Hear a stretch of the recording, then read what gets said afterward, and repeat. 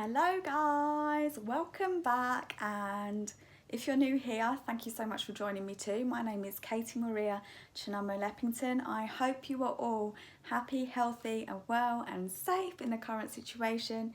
I've come on here to talk to you about something that's been really relevant, and people from different kind of groups within my life have been asking me for a long time about time management. And I know it's something that a lot of people have struggled with during lockdown because of change of routine, or children not being at school, or just the uncertainty of the future. And what I'm going to say is that we can only live now, and we can only do what we can and do the best that we can. So as this is a time management video, I'm going to share 5 tips with you. I could do more, but I don't want this video to be too long, and I'm also just doing it because I've got time, which is ironic, isn't it? I wasn't planning on doing a video today, but I'm going to do it right now. So I hope you are managing your time by watching this, and by the title you have already gone and got a pen and a paper. So let's start as we mean to go on. If you want to really manage your time, let's get a pen and paper ready to take notes. So let's get straight into the video. The first one I want to talk about is 1440, the number 1440. Think about it, write it down. Is it significant to you? Do you know what that represents? 1440. 1440 is how much time we have within a day. So we all have 1,440 minutes in every day. So what I would say to you is, time is something that we can't get more of. We can't get back. We certainly can't get back. So how you're using your time is really significant. It shows what you value, what you don't value, and who you value. So I would ask you, is what you give time to meaningful? Does it add value? And does the other person that you might be sharing that time with value your time? And do you value theirs? Because if you don't, that's something to work on. It's something to write down now. So when we're talking about 1440, it's a great equalizer, 1,440 minutes of every day, because every day, if we're blessed to wake up in the morning, that's what we all get given. So are we utilising it the way that we should? The way I would do this is thinking about different parts of my life, and I'll just give you these last little example. I'm part of a family. I'm an educator. I'm a student myself, and I'm also a businesswoman. And the time that I give to other people, I don't really expect anything in return, unless it's related to business or education. So I prioritise what is meaningful to me. So start looking at what's meaningful to you. Is what you're doing, spending your time, and what you're doing with your time meaningful, or are you just wasting it, or are you letting other people waste it? An example of this is, it sounds really strict. I am a really strict teacher actually. just getting it out there. And I find it quite a lot more with my adult students than with my younger students, is that they come to my lesson and they don't come equipped with either the right resources, or they haven't done their homework. They haven't done the task that they are expected to do in order to contribute to the class. So at the beginning of every class I say, have you done your homework? And if they say no, which is always a good thing to do, always tell the truth, because I'll know by your contribution whether you've done it or not. I say, well, please leave my classroom. And it sounds very harsh, and I am a bit of a tough nut teacher, but I am setting the boundaries of what I allow for my time. If you let people waste your time, they will continue to do so. So I always say, when you're ready to invest in your own learning, I'm ready to invest in yours. Or when somebody comes to me and asks me to help them with their business and help them to build a business or build a business plan or whatever area that might be, or strengthen an area that they're weaker in, and I equip them with all of the time, and then they don't give me the results back, I don't continue to invest my time in them, because they don't respect my time and I no longer give them the time because it's not meaningful. So it sounds very harsh, but we really need to start thinking this way when it comes to time management, especially when it comes to what you value, what you don't value, and whether people respect you or disrespect you. It's quite obvious by how they utilise their time and your time. So the first one is 1440. So just sum that one up. Number 2 is prioritise. So prioritise what needs to be done. What is your MIT? So my MIT, I class as my most important task. And what I do is I deconstruct that by doing a high five every day. Now my high five are my priorities that we talked about, what's meaningful to me from the first one that we did will be then applied to the second one, which is this second one that we're talking about. So my high five is that I do every day I do this. Something for God, something for family, something for community, something for business, and something for myself. And each one of those high fives has an MIT, a most important task. So how I'm going to achieve that task is a priority. And what I do is for each of my MITs and for my high five, I prioritise that by doing nothing else until it's achieved. So I don't let something distract me. I don't let someone else, break what I have planned, because this is my priority. It's my MIT, and each task of my high five needs to be complete.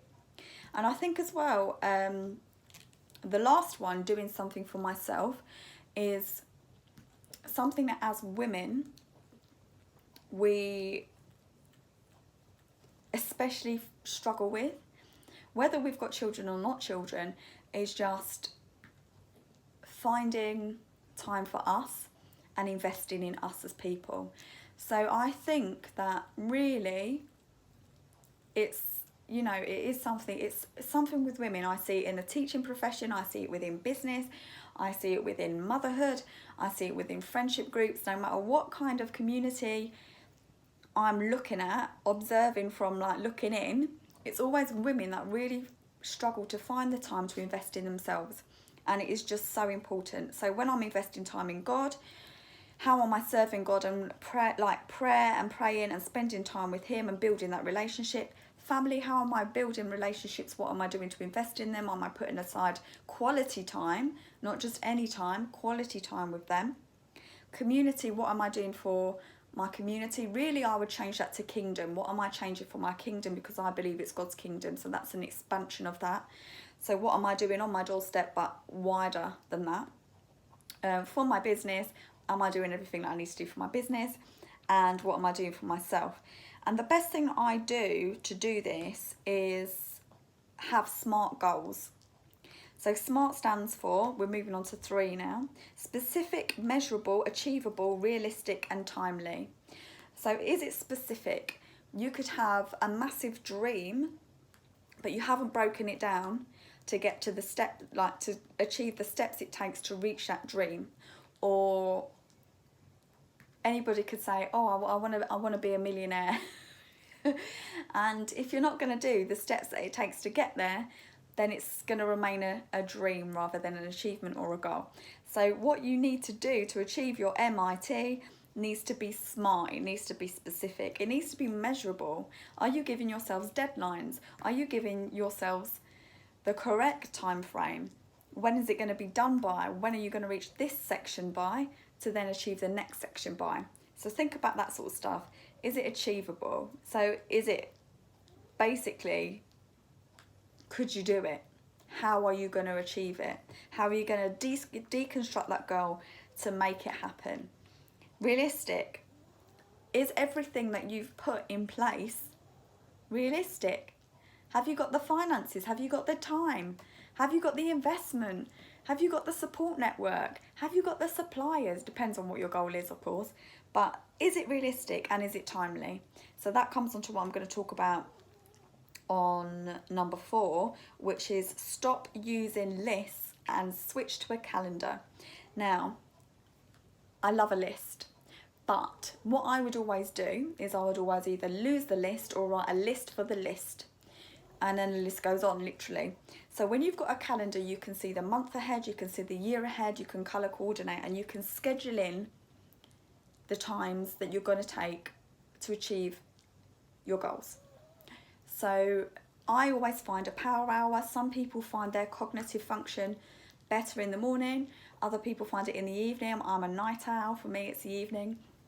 So I always do my high 5 in the morning, but then I do my follow-ups in the evening. So I do 30-30 rather than a power hour, but it is essentially a power hour a day to achieve my goals. So I would say schedule in time for God, time for family, time for community, time for business, and time for yourself, and stay true to that. The last one specifically, again, about yourself. If you made an appointment at the doctor's, most of us, we would go, because we know that we would be letting down the doctor if we didn't go. Well, if you schedule in time for yourself, why are you more comfortable letting down the doctor, not letting down the doctor, than letting down yourself? So when you schedule in, take them as an appointment. Make an appointment for yourself. And make sure you stay true to yourself by keeping that appointment by yourself. Now that may be having a walk on your own, doing some exercise. For me, it's investing in my learning right now. It may be taking the dogs for a walk. It may be going to a spa in normal times. It might be going to get your nails done. It might be going to get your hair done.